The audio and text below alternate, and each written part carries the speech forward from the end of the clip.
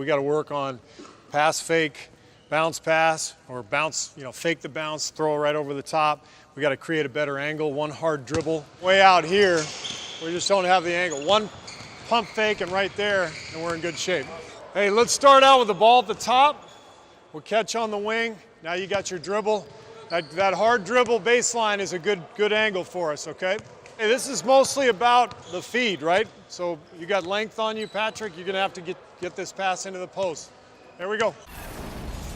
And what you're hearing there from Steve Kerr, this Golden State Warriors team over the last 3 or 4 years, one of the league leaders in team assists, angles.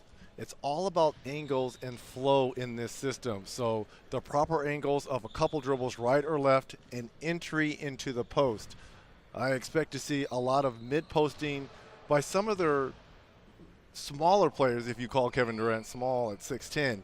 Mid-post for Klay Thompson, mid-post for Kevin Durant, and it's all about the angles of those passes. Well, it's interesting, Reggie, that he mentioned Patrick McCaw, the rookie out of UNLV. There he is, second-round pick. He's a 38th overall, purchased from Milwaukee on draft night, 20 years old.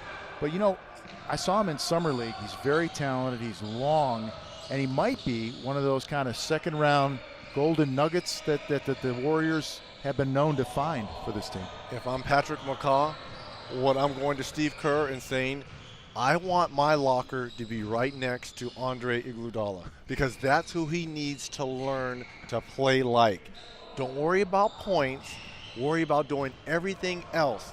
Rebound, handling the basketball, but more importantly, use that length at the defensive end. That's how Patrick McCaw needs to play and find minutes on this Warriors team. Reggie, that is so spot on because he does appear to be the heir apparent to Andre Iguodala, but he's talented. He's a playmaker. He can do a little bit of everything. And there you see Steph Curry not participating. As we said at the top of the show, he has a sore throat, so he's sitting this one out. But Reggie, I would venture a guess to say that he's going to play in that Safeway Pro-Am Wednesday in Napa when Tiger returns. He and Iguodala are both playing. So maybe Steph is just he wants to rest up and get himself golf ready as well. Is that what you're saying, that he just took a day off? No, I didn't say that. I said he wants to be 100% for that Pro-Am at the Safeway on Wednesday. That's important. Well, it's interesting, as we show Steph there, something has to give, in my opinion, between the two superstars on this team, Kevin Durant and Steph Curry. What do you mean by that? Something's got to give. Well, I don't see Steph averaging 30 points a game like he did a season ago. I think his shot attempts will go down, but his assist will go up. He was fantastic at the defensive end, one of the league leaders in steals. I think you could see Steph being more of a facilitator on this team. He'll have his moments where he goes crazy and video game crazy. We all know that. But I don't think he's going to take the volume of shots that he did the last 2 years where he was back-to-back MVP. I think Kevin Durant, because his mindset is to always be in attack mode.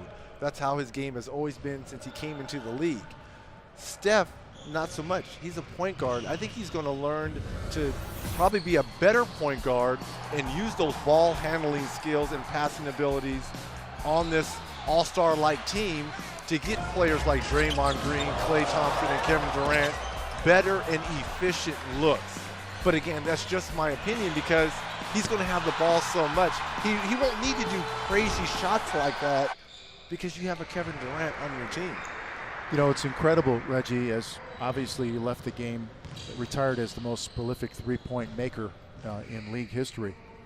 When you look at that number, 402 threes made last season for Steph Curry. I mean, you're shaking your head here just as I mentioned that number. It's hard for me to fathom. Look, my rookie year in 1987, I beat Larry Bird's rookie record of threes for a season, and that was 61.